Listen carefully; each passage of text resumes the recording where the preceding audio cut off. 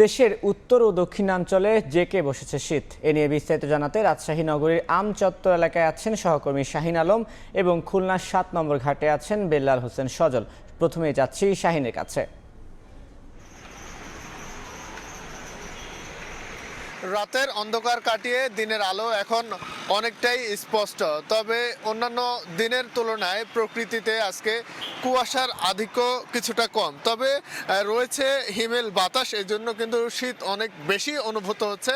আমরা এই মুহূর্তে অবস্থান করছি নগরীর আমচত্বর এলাকায়। এখানে আমরা দেখেছি যে দিনের আলো ফোটার সঙ্গে সঙ্গে যারা কর্মজীবী এবং শ্রমজীবী মানুষরা তারা কিন্তু বের হয়েছেন এবং কাজের সন্ধানে তারা বের হয়েছেন এবং বিভিন্ন জায়গায় অপেক্ষা করছেন। তবে আজকে কুয়াশা কম হলেও কিন্তু হিমেল বাতাস থাকায় কিন্তু কনকনে শীত অনুভূত হচ্ছে। আমরা রাজশাহীর স্থানীয় আবহাওয়া অফিসের সঙ্গে যোগাযোগ করেছি, তারা আমাদেরকে বলেছেন যে মানে আগামী দিনে তাপমাত্রা আরও কমার সম্ভাবনা রয়েছে এবং জানুয়ারির শেষ দিকে মাঝারি থেকে ভারী শৈত্যপ্রবাহ রাজশাহীর উপর দিয়ে বয়ে যাওয়ার সম্ভাবনা রয়েছে।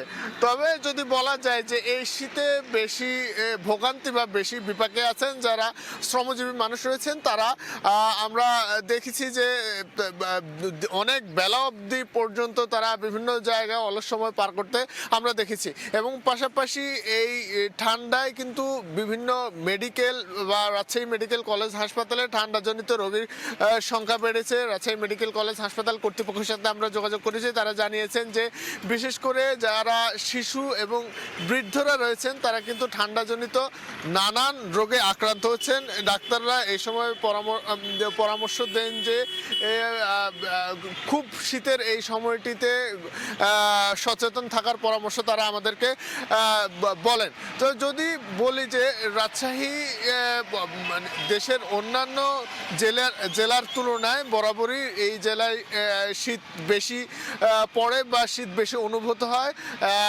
এইবারও তাই চলতি মৌসুমে জানুয়ারির শুরুর দিক থেকে কয়েক দফায় মৃদু শৈত্যপ্রবাহ কিন্তু এই জেলার উপর দিয়ে বয়ে গেছে এবং এখন পর্যন্ত গত কয়েকদিন শীতের প্রকোপ কিছুটা কম ছিল। তবে গতকাল এবং আজকে থেকে কিন্তু শীতের প্রকোপ আবার বাড়তে শুরু করেছে এবং আবহাওয়া অফিসের ভাষ্য যে সামনের কয়েকদিনে তাপমাত্রা আরও কিছুটা কমার সম্ভাবনা রয়েছে। তবে একটি ব্যাপার যে প্রতিদিন কিন্তু সকালই হচ্ছে কুয়াশা ভেদ করে সূর্য উকি দিচ্ছে এবং কিন্তু একটু খানিকটা হিমেল বাতাস থাকায় কিন্তু শীত অনুভূত হচ্ছে কিছুটা বেশি। শীতের আরও খবর জানতে আমরা চলে যাব খুলনায়, সেখানে আছেন সহকর্মী বেল্লাল হোসেন সজল। কুয়াশা এবং হিমেল বাতাসেই কিন্তু খুলনা অঞ্চলে জেঁকে বসতে শুরু করেছে শীত। ইতিমধ্যেই কিন্তু শীতের যে অনুভূতি সেটি কিন্তু বাড়তে শুরু করেছে। যেটি বলা যায় যে পৌষের একেবারেই শুরু থেকেই কিন্তু এই শীতটি শুরু হয়। একেবারে আজকে মাঘের প্রথম দিন খুলনা অঞ্চলে কিন্তু প্রতিদিনই ক্রমান্বয়ে শীত বাড়ছে। বিশেষ করে যদি বলি যে খুলনা বিভাগের মতো যশোরে গতকাল সর্বনিম্ন যে তাপমাত্রা সেটি ছিল 11 ডিগ্রি সেলসিয়াস। এছাড়া খুলনায় গত 10 তারিখে কিন্তু সর্বনিম্ন যে তাপমাত্রাটি এই মৌসুমে ছিল 11.5 ডিগ্রি সেলসিয়াস। সব মিলে যদি বলা যায় যে খুলনা অঞ্চলে যে শীত সেটি কিন্তু ক্রমান্বয়ে বাড়ছে। আবহাওয়া অধিদপ্তরের সূত্র যেটি বলছে যে গত কয়েকদিন আগে যে শীতের তীব্রতা ছিল তাও ছাড়িয়ে যাবে আগামীতে কয়েকদিনের মধ্যেই কিন্তু যে শীতের যে অনুভূতি সেটি কিন্তু বাড়বে বলে আবহাওয়া অধিদপ্তরের সূত্র বলছে। এছাড়া জানুয়ারি মাসের শেষ সপ্তাহ এবং ফেব্রুয়ারি নাগাদ কিন্তু এই শীত থাকবে বলে কিন্তু তারা বলছেন। এছাড়া আমরা যদি দেখি যে নৌপথটি সেটি কিন্তু দেখা যাচ্ছে একেবারে ঘন কুয়াশায় কিন্তু ছেয়ে গেছে। এখানে চলাচলে কিন্তু বেশ বিপাকে পড়ছেন যারা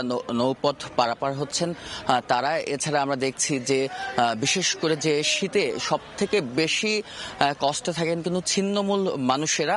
এছাড়া যারা কর্মজীবী মানুষ রয়েছে ভোরে কিন্তু কাজে বের হতে গেলেই কিন্তু তাদের এক ধরনের প্রতিবন্ধকতা অন্ধকারতা, শীতের কষ্ট সেটি কিন্তু অনুভব করা যায়। এছাড়া যে মহাসড়কগুলো রয়েছে, সড়কগুলো রয়েছে, সেখানে আমরা যে কুয়াশার কারণে ভোরে কিন্তু অনেকেই যে হেডলাইট জ্বালিয়ে চলাচল করতে হচ্ছে। সব মিলে বলা যায় যে বর্তমানে একটু খুলনা অঞ্চলে শীতের যে তীব্রতা সেটি কিছুটা কম হলেও গত কয়েকদিন আগেও যেই পরিমাণ শীতের তীব্রতা ছিল এবং সামনেও কিন্তু যে শীতের বাড়ার কথা কিন্তু আবহাওয়া অধিদপ্তর বলছিল। বিশেষ করে যদি বলা যায় যে দেশের যে সব থেকে শীতপূর্ণ মাসে কিন্তু মাঘ মাস, যেহেতু আজ থেকেই মাঘে শুরু হচ্ছে, সেক্ষেত্রে আবহাওয়া অধিদপ্তর বলছে যে এই যে শীত সেটি কিন্তু যে ক্রমান্বয়ে বাড়বে এবং সামনে কিন্তু সেটি বাড়ার আশঙ্কা রয়েছে। বিশেষ করে এই শীতের কারণে যে অসুস্থ হওয়ার সম্ভাবনা যেটি বলা হচ্ছে, শিশু এবং বয়স্করা তারাই কিন্তু এই শীতের কারণে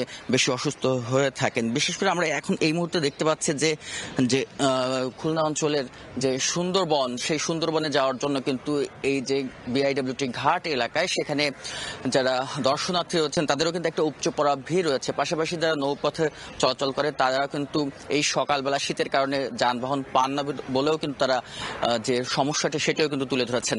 সব মিলিয়ে বলা যায় যে খুলনা অঞ্চলে যে শীতের প্রভাব সেটি কিন্তু এখন যেটি রয়েছে সামনে কিন্তু আরো বাড়ার আশঙ্কা করছে আবহাওয়া অধিদপ্তর। এ ছিল আমার কাছে খুলনা থেকে শীতের সর্বশেষ পরিস্থিতি। এতক্ষণ সরাসরি যুক্ত ছিলাম রাজশাহী এবং খুলনায়।